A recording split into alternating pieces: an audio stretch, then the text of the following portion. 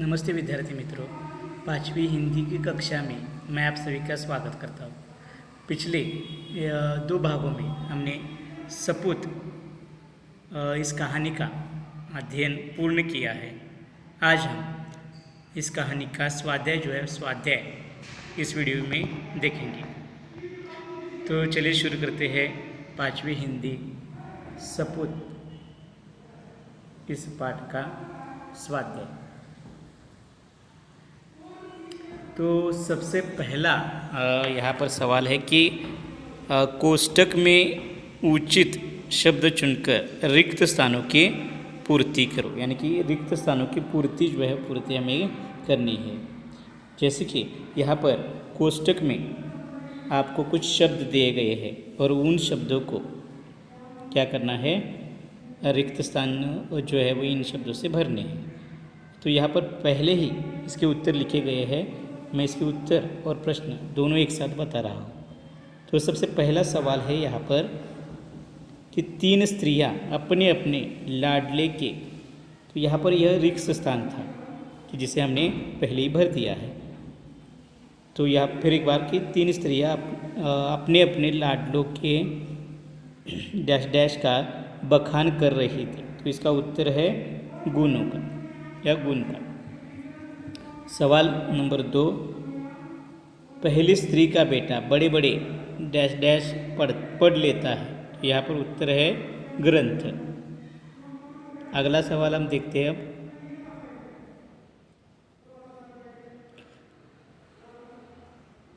एक दिन dash dash पर तीन स्त्रियाँ पानी भर रही थी। तो यहाँ पर इस रिक्त स्थान पर उत्तर है इसका पनघट। अगला सवाल 4,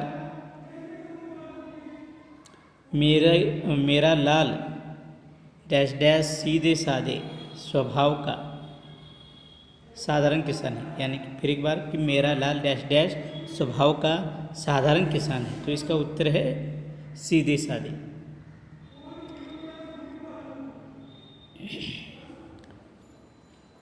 अगला सवाल देखिए, सवाल नंबर 2, सही विधान के सामने सही चिन्ह और गलत विधान के सामने गलत चिन्ह लगाओ। यानी कि सही गलत हमें पहचानना। यहाँ पर पहला है, स्त्रियाँ अपने बेटों का गुणगान कर रही थी।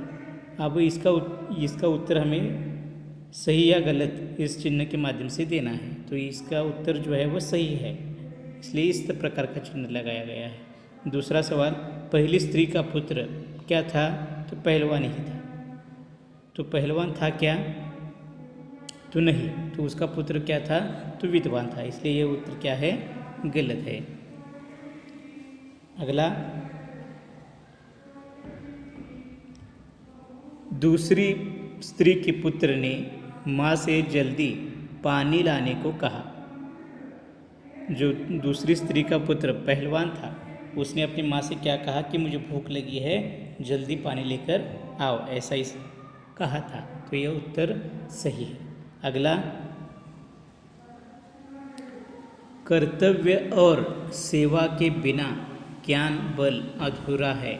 ये उत्तर पाठ के अंतिम में यह वाक्य है। तो यह क्या है? सही है। अगला सवाल हम देखते हैं अब। सवाल क्रमांक 3, किसने किससे कहा? यह हमें लिखना है। तो इसमें पहला सवाल है कि जब से शहर से पढ़कर आया है, चारों ओर उसी की धूम मची है। तो यह वाक्य किसने किससे कहा है? इसका उत्तर यहाँ पर लिखा है, यह पढ़िए कि यह वाक्य पहली स्त्री ने अन्य जो उसके साथ पानी भरने आई हुई स्त्रियाँ थी उनसे कहा है। अगला, वह सीधे साधे स्वभाव का किसान है।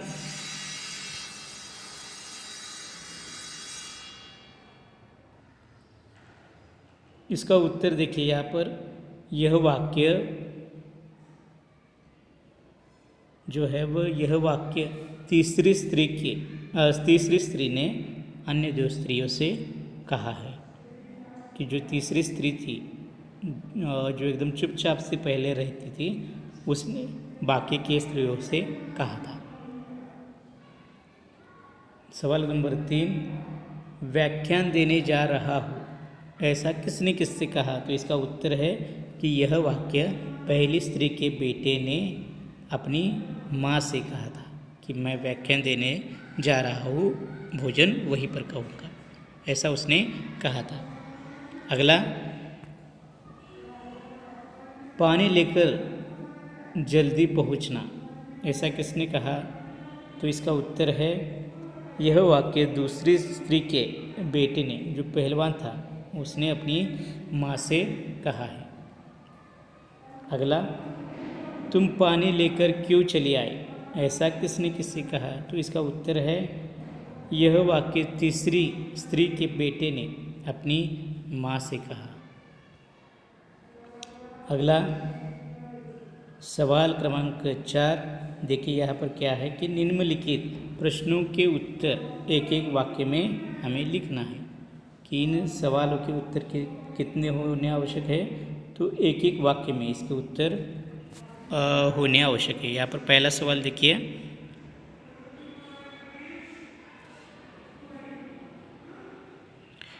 तीन स्त्रियां कहाँ पानी भर रही थी? तो तीनों जो स्त्रियां थी वो कहाँ पर पानी भर रही थी? तो इसका उत्तर है कि तीन स्त्रियां पनघट पर पानी भर रही है। सिर्फ हमें पनघट ऐसा शब्द यहाँ पर लिखना नहीं है, तो इसका पूर्ण वाक्य में उत्तर लिखना आवश्यक है, जैसे कि तीन स्त्रियां पनघट पर पानी भर रही थी। अगला सवाल, पनघट कैसा था? तो पनघट कैसा था? इसका उत्तर है पनघट स्वच्छ और सुसज्जित था। पनघट कैसा था? तो पनघट स्वच्छ और सुसज्जित था।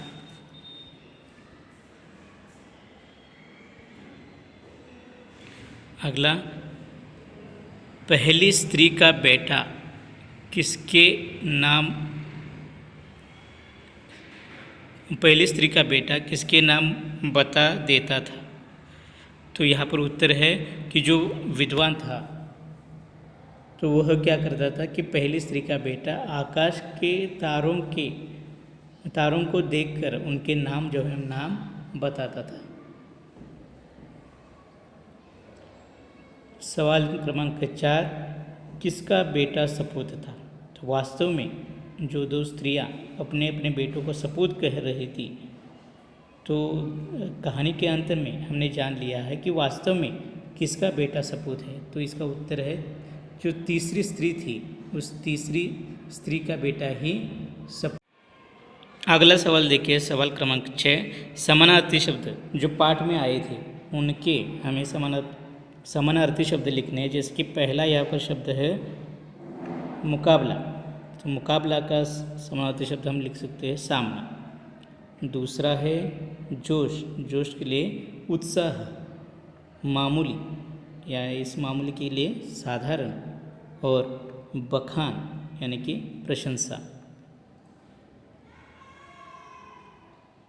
अगला सवाल हम देखते हैं आगे, सवाल क्रमांक 7, विरुद्धार्थी शब्द हमें लिखने हैं।